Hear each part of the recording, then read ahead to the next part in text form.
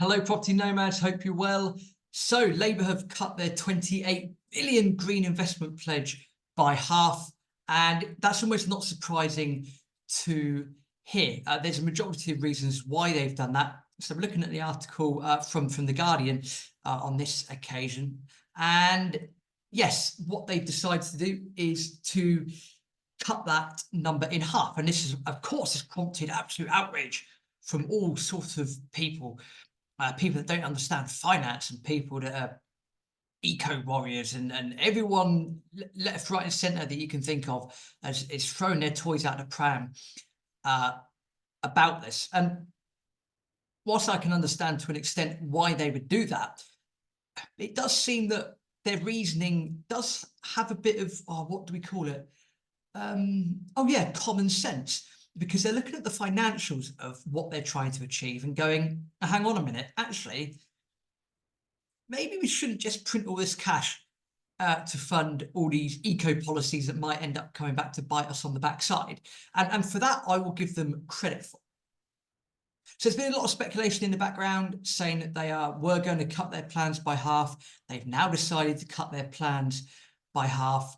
And again, as we said, environmental groups, unions, energy sector, they've all come out and had a right old moan at Keir Starmer and Rachel Reeves, who's the shadow chancellor. And they're reducing it from 28 billion to 15 billion. So just under half, isn't it, to be fair?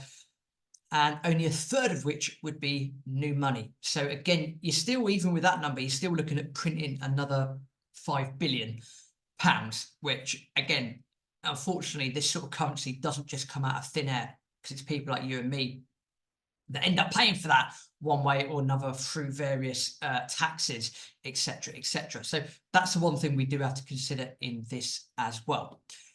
As apparently, there's been a lot of internal battling within the Labour Party about this. People saying that they need to commit to their green commitments. Others warning that it could be an electoral liability.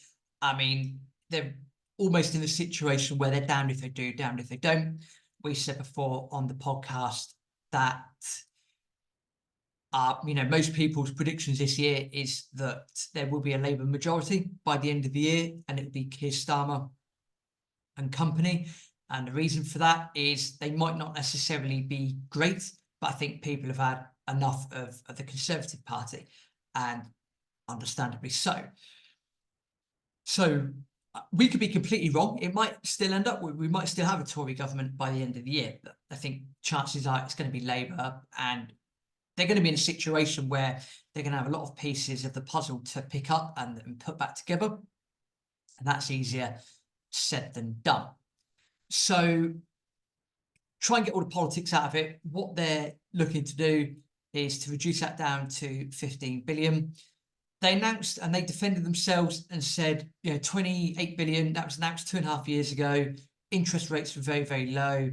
Since then, they've blamed the Conservatives for crashing the economy and all the other damage that's been done. Fine.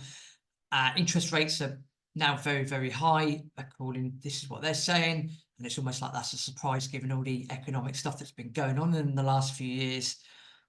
And I quote, "We've always said we have to be within the fiscal rules, and fiscal rules come first," end quote.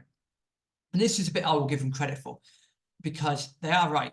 Where interest rates have gone up from, say, around 0 to 1% up to a base rate of 5.25 at the time of recording this video, what has happened is, of course, the cost of borrowing as a result goes up. It's just natural. It's part of the cycle.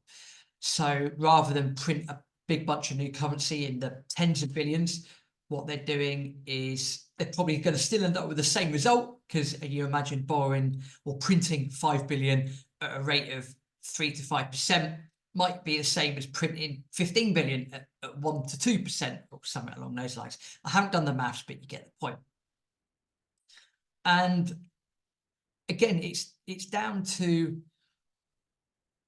having a clear and coherent plan. I think what people are waking up and believing, and they're seeing, is that chucking a bunch of cash at all this green energy stuff isn't necessarily going to yield the results it needs to.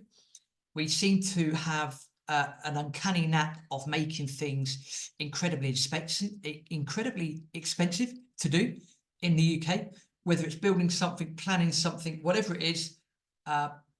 You know, if you want middle management involved and you want a consultancy and you want to piss away a bunch of cash on all these consultancy fees and all this red tape, come to the UK. We will more than happily facilitate you. Absolutely, we can do that. We might not actually get stuff done, but we'll happily have a conversation about it. And that's an infuriating aspect of UK life, to say the least. Anyway, going back to the article, let me just screen share actually, talking of that so you can see it for yourselves. So yes, Ed Miliband, who's the Shadow Net Zero Secretary, again, people have pushed back against the plan. People have supported this plan. They're in a situation where you're just not going to win, to be honest. But I think people are just associating that the more you invest and spend on something, then the better the results are going to be. And when you're putting a lot of this stuff into green energy, i.e. people are focusing on wind and solar, you're not going to yield the results that you're going to yield. If they're putting it straight all into nuclear, for example, then that might actually yield some decent results. But it looks like when you're looking at wind, solar and that sort of stuff, it's going to be very, very difficult to get that initial investment back. And again, if they're talking about being fiscally responsible, fine, that's good to hear, but then you've got to look at the investment thesis behind that. So what's actually going to yield the best results for the UK? Is it going to be going nuclear? Is it going to be wind farms? Is it going to be solar panels? Or is it, dare I say it, is it going to be oil and gas?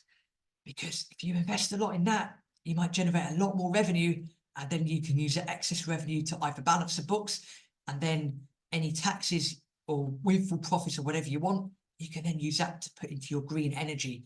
And then that way you've got your base load, and then you can work on the other bits and pieces as well in the background. Just an idea. A lot of cash, and the article says, green schemes and a lot of taxes would come from the government's oil and gas windfall tax. And again, Labour supplies planning to raise that rate from 75% to 78%. We shouldn't be having windfall taxes on oil and gas anyway, to be perfectly honest. It's counterproductive. It really, really is.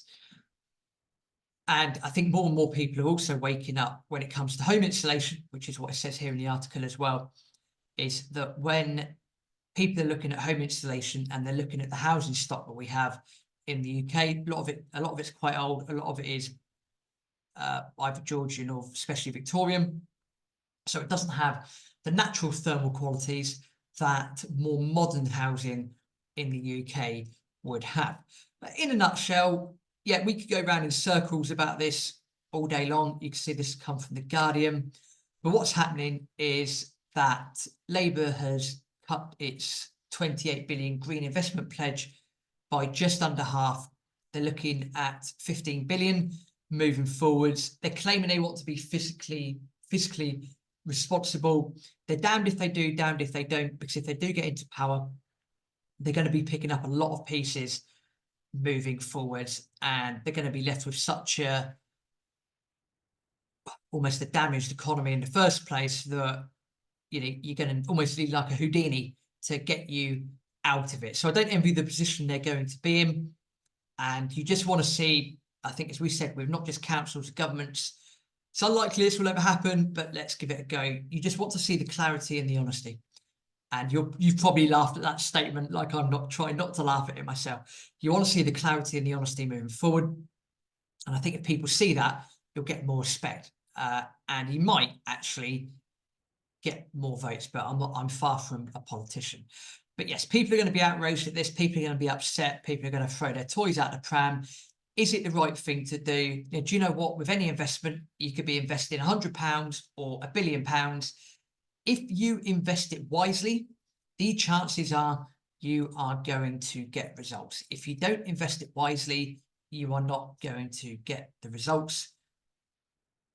Let's see what happens, but I'm sure we're going to hear more about this moving forward. Thank you for listening to Property Nomads. A quick favour to ask you, and that is to subscribe to the channel. We're seeing the numbers grow. We've got a load of content to continually bring you. We enjoy doing it, we really do. And again, we're seeing the channel grow thanks to you for recommending it, for liking it, and to subscribing to the channel as well. So thank you very much for doing that. See you in the next video.